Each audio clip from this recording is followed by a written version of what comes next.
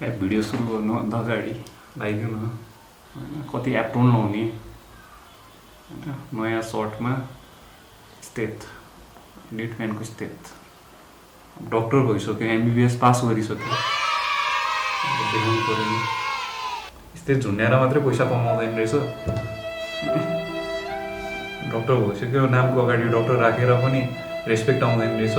Hello everyone नमस्ते म doctor Dipen Lama MBBS graduate from IOM र आज म life after MBBS expectation versus reality त्यसको बारेमा कुरा गर्न गइरहेको छु। Hope you will enjoy it र अन्तिमसम्म हेरिदिनु होला।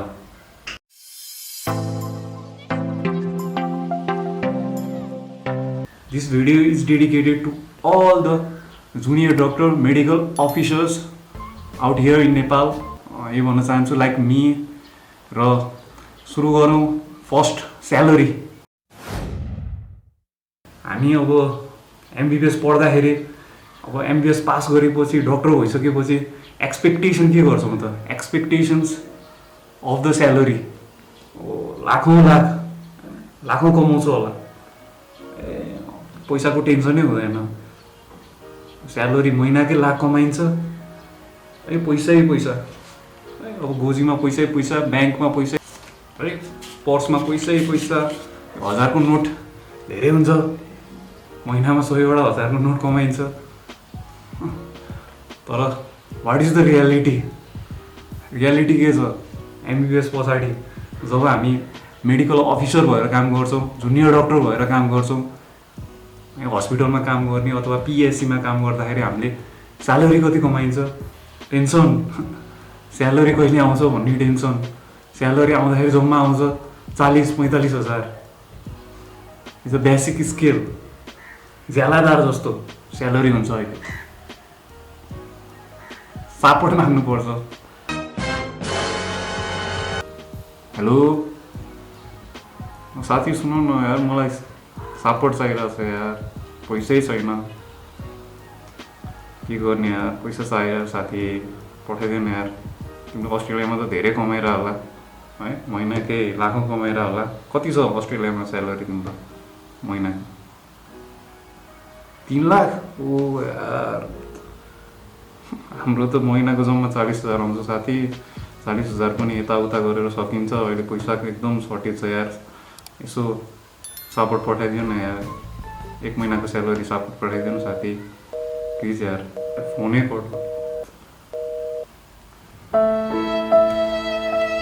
यस्तो स्थिति छ डक्टरको स्थिति नेपालमा इट्स अ रियालिटी जम्मा 40,000 स्यालेरी हुन्छ स्केल बेसिक स्केल अब त्यसमा भत्ता जोडेर 5-6 हजार बढ्ला अथवा कसैको 10-15 हजार बढ्ला नेपालमा इन्फ्लेसन हाई छ अब लकडाउनको सिचुएसन कोभिडको पेन्डेमिक तनाव हुन्छ परिवारलाई तनाव छ कतिको त जागिर गइसक्यो परिवार पाल्नुपर्छ धेरै गाह्रो छ life after MBBS it's hard के छ स्यालेरी पनि कहिले आउँछ सर स्यालेरी कहिले आउँछ भनेर सोध्नुपर्छ हामीले महिनामा स्यालेरी पनि कहिले काहीँ आउँदैन तनाव त्यही भएर सर कहिले स्यालेरी आउँछ भनेर सोध्नुपर्छ यस्तै छ। सेकेन्ड कुरा गरौँ respect give respect take respect भनिन्छ एमबिबिएसमा त्यही हो अब डक्टरमा पनि त्यही हो बिरामीलाई रेस्पेक्ट दिने बिरामीबाट रेस्पेक्ट पाइने एक्सपेक्टेसन के छ डक्टर भइसकेपछि सबले नमस्ते गर्छ घर परिवारले पनि मान्छ बिरामीको मान्छेहरूले भेट्न साथ अथवा देख्न साथ नमस्ते डाक्टर साहब गर्छ आफूमा काम गर्ने कर्मचारीहरूले नमस्ते भन्छ त्यही सोचिन्छ हामीले एमबिबिएस पढ्दाखेरि इन्टर्नसिपमा जब डक्टर भइन्छ जब लाइसेन्स हासिल गरिन्छ त्यसपछि हामीलाई धेरै रेस्पेक्ट दिन्छ होला सोचिन्छ तर वाट्स रियालिटी के छ उल्टो नमस्ते दिनुपर्छ उल्टो नमस्ते सर नमस्ते अकाउन्टेन्ट सर नमस्ते अध्यक्षज्यू नमस्ते मेयरज्यू नमस्ते संयोजकज्यू स्वास्थ्य संयोजकज्यू यस्तो छ, यो चाहिँ पिएचसीमा काम गरेका धेरै डाक्टर साथीहरूले चाहिँ यो भोगेको होला। म चाहिँ हस्पिटलमा काम गरेँ, त्यही भएर त्यस्तो अब धेरै अरूलाई रेस्पेक्ट दिनु परेन, तर पिएचसीमा काम गरेका अधिकांश हुन्छ नि मेरा डक्टर साथीहरूले चाहिँ यो भोगेका छन्। It's a fact, it's a reality. उल्टो बिरामीले पनि नमस्कार दिँदैन, बिरामीको मान्छेले पनि नमस्कार दिँदैन। के रेस्पेक्ट, उल्टो पिट दिन्छ। के गल्ती गर्यो भने पिट दिन्छ, हातापाई गर्छ, अपशब्द प्रयोग गर्छ, नेताले फोन गरेर थर्काउँछ जसरी नै गर्दै भनेर। प्रेसर आउँछ, अध्यक्षको प्रेसर आउँछ, सबको प्रेसर आउँछ। के रेस्पेक्ट छैन, रेस्पेक्ट। एक्सपेक्टेसन नगर्नुहोस्। इट्स रियालिटीमा के छ, हामीले उल्टो रेस्पेक्ट दिनुपर्छ। हो, हामीले बिरामीको रेस्पेक्ट दिनुपर्छ, बिरामीको मान्छेलाई हामीले बुझाउनुपर्छ, रेस्पेक्ट दिनुपर्छ, तर हामीलाई पनि रेस्पेक्ट इक्वली रेस्पेक्ट दिनुपर्छ, तर छैन। थर्डमा पर्सनल लाइफको कुरा गरौँ। पर्सनल लाइफ भनेपछि स्टेप त निकाल्दिउँ, स्टेप त प्रोफेसनल लाइफमा चाहिन्छ।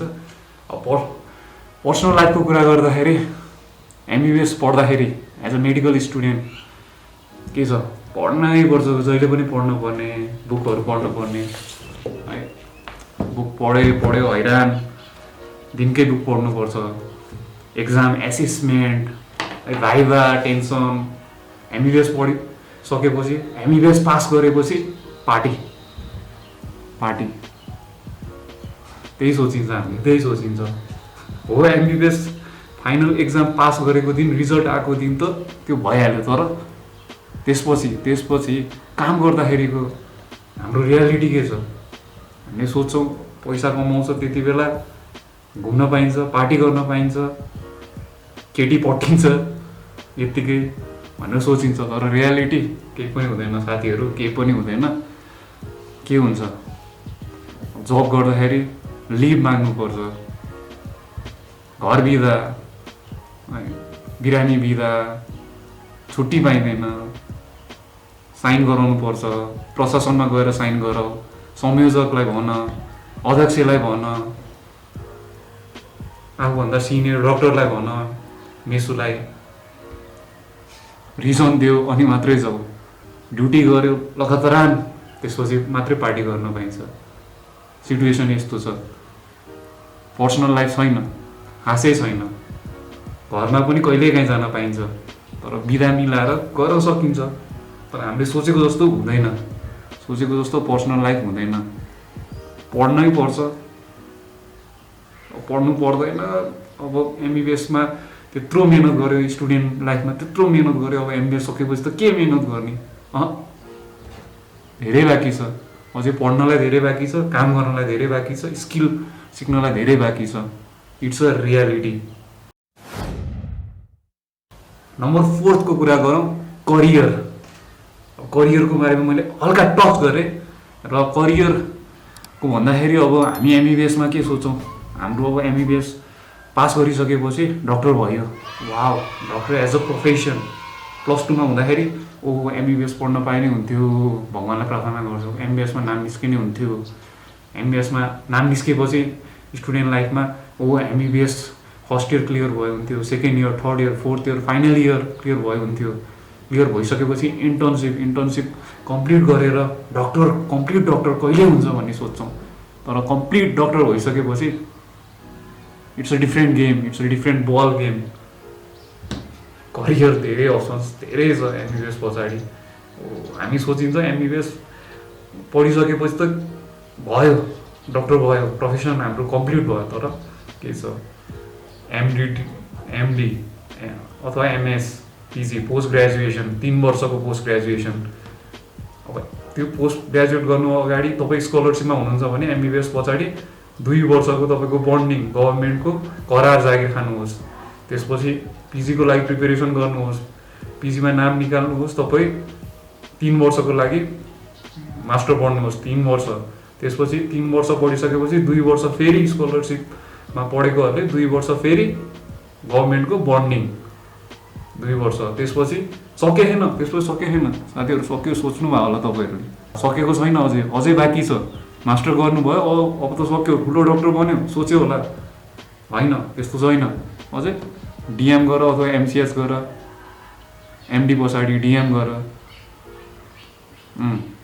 डिएम गरिसकेपछि कन्सल्टेन्ट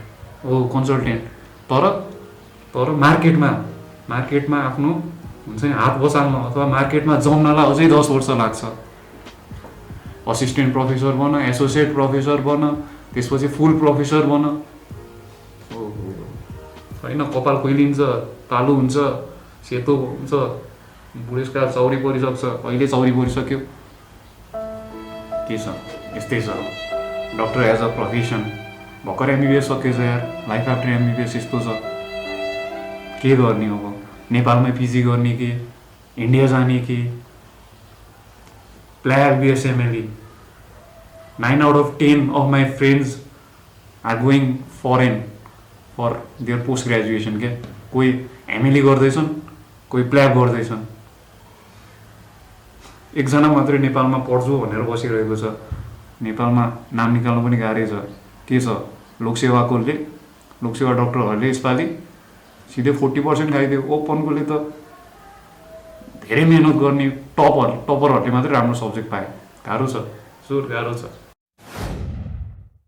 नम्बर 5 मा फ्यामिली मेम्बर्स अथवा बिरामीको मान्छेले के सोच्छ होइन हाम्रो एक्सपेक्टेसन के छ भन्दा पनि फ्यामिलीको एक्सपेक्टेसन बिरामीको मान्छेहरूको होइन कुरुवाहरूको एक्सपेक्टेसन के छ भन्दाखेरि एमबिबिएस पढेको डक्टरले त जे नै आउनुपर्छ यो एक्सपेक्टेसन हो जे नै आउँछ मेरो छोराले डक्टर एमबिबिएस पास गरिसक्यो डाक्टर भइसक्यो जे पनि आउँछ ठुलो डाक्टर बनिसक्यो बिरामीले पनि के एक्सपेक्ट गर्छ जे पनि आउँछ डक्टरलाई त जे पनि आउँछ गरिदिन्छ मेरो रोग पुरा उपचार गरिदिन्छ पुरा सन्चो गरिदिन्छ बिरामीको मान्छेले पनि त्यही सोध्छ तर रियालिटी के हो जटिल समस्या भएको बिरामीहरूलाई के भन्छु हेर्नुहोस् मैले तपाईँको अवस्था बारेमा सबै बुझेँ तपाईँलाई मैले हेरेँ जाँचेँ तपाईँको रोगको बारेमा पनि मलाई हल्का थाहा पायो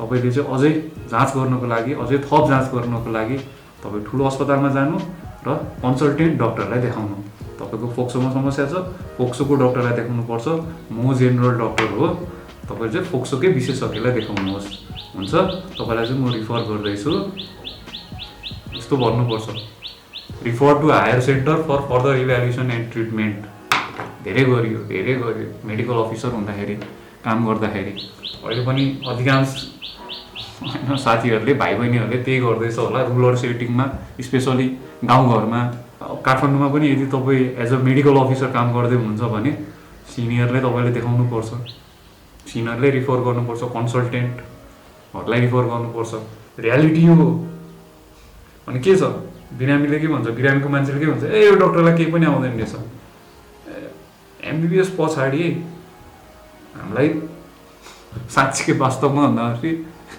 आउँदैन धेरै हामी भनेको जेनरल हामीलाई जेनरल कुराहरू मात्रै आउँछ हामीलाई डिटेलमा आउँदैन डिटेलमा हामीले ट्रिट गर्न सक्दैनौँ हामी कन्सल्टेन्ट होइन हामी स्पेसिफिक भएको छैन अझै हामीले मास्टर गर्नु छ हामीलाई अझै मास्टर गरिसकेपछि अझै डिएम गर्नु छ त्यसपछि अझै फेलोसिप गर्नु छ अथवा रिसर्च गर्नु छ अझै प्र्याक्टिस गर्नु छ अझै धेरै कुरा सिक्नुपर्छ यो बिरामीको मान्छेले बुझ्दैन आफ्नै परिवारले पनि त बुझ्दैन धेरै गाह्रो छ सो यो चाहिँ मैले 5वटा कुरा भने expectation reality life after MBBS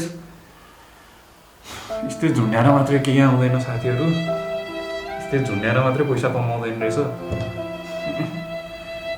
doctor भइसक्यो नामको अगाडि डक्टर राखेर पनि रेस्पेक्ट आउँदैन रहेछ रेस्पेक्ट अन गर्नलाई त नेपालमा पैसा नै चाहिन्छ पावर नै चाहिन्छ ठुलै हुनुपर्छ ठुलै नेता बिजनेसम्यान भाग्यमा लेखेरै आउनुपर्छ दुःख गरेर हुँदैन दुःख गरेर पढ्यो अझै पढ्न बाँकी छ यही हो life after MBBS in Nepal तपाईँलाई यदि भिडियो मन पर्यो भने प्लिज लाइक गरिदिनु होला लाइक गरिदिनु भयो भने मेरो च्यानललाई बुस्ट हुन्छ र मलाई पनि मोटिभेसन पाइन्छ र सब्सक्राइब गर्नुभएको छैन भने प्लिज डु सब्सक्राइब, बेल आइकन घन्टी पनि यसो बजाइदिनु होला, पूजा गरे जस्तै होइन, मन्दिरमा पूजा गरे जस्तै यसो बजाइदिनु होला, नोटिफाइड हुन्छ तपाईँहरूलाई मैले न्यू भिडियो अपलोड होइन गरे बेला तपाईँहरूलाई नोटिफाइड हुन्छ। तपाईँहरू पनि डक्टर हुन चाहनुहुन्छ अथवा डक्टर पढिरहनु भएको छ, डक्टर भइसक्नु भयो भने हाम्रो वेदना यस्तै छ। अहिले कोभिडको पेन्डेमिक सेकेन्ड हुन्छ नि वेभ नेपालमा सुरु भइसक्यो। Stay safe, stay at home, यही भन्न चाहन्छु। जो चाहिँ स्वास्थ्य कर्मीहरू जो अस्पतालमा अथवा कुनै स्वास्थ्य केन्द्रमा अथवा हेल्थ पोस्टमा खटिरहेका सबै स्वास्थ्य कर्मीहरूलाई टेक केयर भन्न चाहन्छु। आफ्नो पनि ख्याल गरिदिनु होला र सल्युट है जो अहिले काम गरिरहेका सबै स्वास्थ्य कर्मीहरूलाई सल्युट, मेरो सल्युट। र अहिलेको लागि सी यू, बाइ।